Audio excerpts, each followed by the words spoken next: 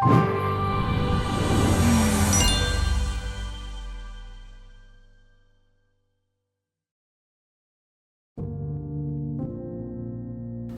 my childhood was pretty tough. It's one of those stories that people tend to get pretty emotional about when I tell the depths of my story. So we lived all over the place, oftentimes even living in motorhomes, living around the U.S., and a lot of abuse, a lot of neglect, a lot of drug use. There was some sexual abuse, lots of physical abuse, and just a really, really tough childhood with a lot of challenges. I would say I had the all-American childhood. I had parents that were very supportive of me and believed in me and were very engaged in the activities that I did. But in addition to that, I had my grandparents. My paternal grandparents lived a few blocks away. My maternal grandmother lived in the next town over. And all of my friends' parents also were very engaged in my life. I had a church community, I had sports, and I had all these things and all these people that believed in me and helped me significantly along the way. So I think when you're younger, you don't really know what's going on in other people's lives, and it's a little bit different scenario. But as you get older into sort of your junior high years and your high school years, I really started to realize I do not go home to the same thing most of my friends go home to. They didn't go home to screaming and yelling and abuse, and I did. And so even going home to a clean place, I went to home in a place that had cockroaches and filth. And so throughout my high school years, that was really tough, and I hid it as best as I could, but it definitely came out in sort of the clothes I wore or the things I wasn't able to afford. And I struggled in school sometimes just because I was so tired, and there was situations and homes that I lived in that were just so filthy. I didn't have a proper bed. I would just sleep in a chair, and I would struggle to sleep at night because I'd have cockroaches crawling all over my body. They would get in my ears, they would get in my nose, would keep me up all night. My parents never missed any school play, school function, basketball game, football game, track meet. So looking back at my childhood and what few photos I do have, this is a great example of one that, you might look at this and think, okay, nothing crazy here, just, maybe a nice little family with their camper. But this camper is something we were sleeping in. That was our home. And if you look closely, you can see my mom holding a cigarette. And I think about those cigarettes being put out on me, on my stomach as a kid. And that was a sort of abuse that I had to deal with. And I wasn't doing anything to deserve that, but that's the reality of what I was dealing with every single day. My parents have been so influential in my life. They've provided me with really everything, and they've made me who I am. They've always believed in me. They've always been there to support me. They've always been there to pick me up when I've fallen. And when I see them and when I see them with my family and my kids, I just want to be the kind of father that takes that forward to my family as well. I was a good kid, and I did have a good heart, and I wouldn't be where I am today if people hadn't intervened in my life to take that kid and show him that you can have a better life. When I think about who I am today, I really owe it all to my parents and to the community that I grew up in. One of the things I've realized as an adult is that I've had a lot of people in my life that have poured into me and have been there whenever I didn't have anyone. I've had people like my aunt who took us in when CPS was going to break up me, my brother, and my sister. I had a woman take me in high school who was my best friend's mom. She was a single mom, basically gave me a couch to sleep on and a place to keep my clothes, but it was safe.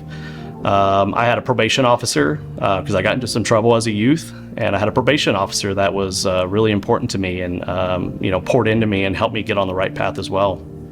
So going through tough times, it makes you a tough person. And, people always say, just put your boots on and go to work, right? And pick yourself up by your bootstraps and things like that. And that's how I was for a long time. Child Advocates of Montgomery County really helped me realize that I can say that, but I had people that poured into my life that sometimes these kids don't have that. At every turn of my childhood, I really had someone by my side letting me know that they were there for me, providing hope for me, providing guidance for me, and really just being there for me. I never had a situation where I felt like there was a hard fall. as I think about my personal upbringing and knowing the impact that our advocates are having on, youth and juveniles, it's so meaningful to me because I know the impact that other people had in my life growing up in very similar situations. Mark, I knew that you and I would work well together with this organization because I know your heart. Your story really inspired me because somehow, in spite of all those disadvantages, there was just those rays of light in your life from a handful of folks that I guess kept you going and gave you some amount of hope to say, I can be the person I'm meant to be. I love too how you and the current board have really transitioned child advocates to providing more services. Whenever I was on the board, things that we were doing, it was a very different environment, and you guys extending services into the juvenile court system and to more educational programs. All the credit goes to Anne Marie and the staff of Child Advocates. I mean, it's funny, we're business executives and we think about innovation and we think about, how can we innovate a business model, or how do we innovate technology to be successful? That's literally what the Child Advocates team has done, is they've innovated. They've said, what are the things that we excel at? What are we excellent at? And how do we continue to widen the scope of what we do to serve more children in our community? It's interesting, as I've introduced people to the organization, especially advocates, and they get involved and they take one case and then they really sort of see the impact that they've made in the life of the child, the family. Yeah, especially I'm sure as they see that they've given a child hope. Yep.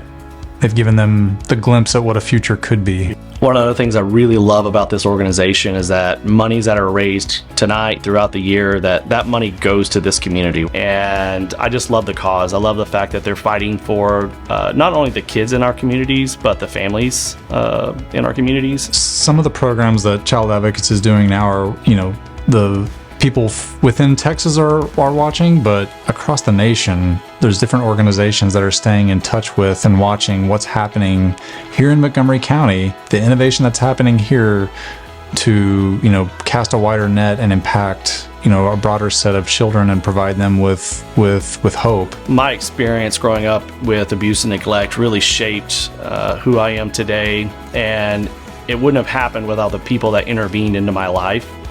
And that's really what advocates are doing. They are putting themselves, on the battlefield with these kids, with their families, to try to provide a life for them that is something of value. It's breaking a cycle of trauma for future generations. I love and respect your story. I've met your parents. I love that you had the upbringing that you had. I don't wish my story on anyone else, but I know it's traumatic, and people sometimes tend to get emotional if I tell them the depths of the story. But ultimately, the reality, we come from different paths, and that's the same for a lot of people in this room tonight. And at the end of the day, all that matters is that we're recognizing that no matter where they came from, we can all come together tonight to do what's right for our community today, and we can use those experiences and those things that have happened in our past to find ways to improve our community, the children that we live down the street from, the families that are dealing with challenges today, and we can do that through this organization. And that's why we're here tonight. We're here to raise money and to provide opportunities for this cause that is so impactful for so many people.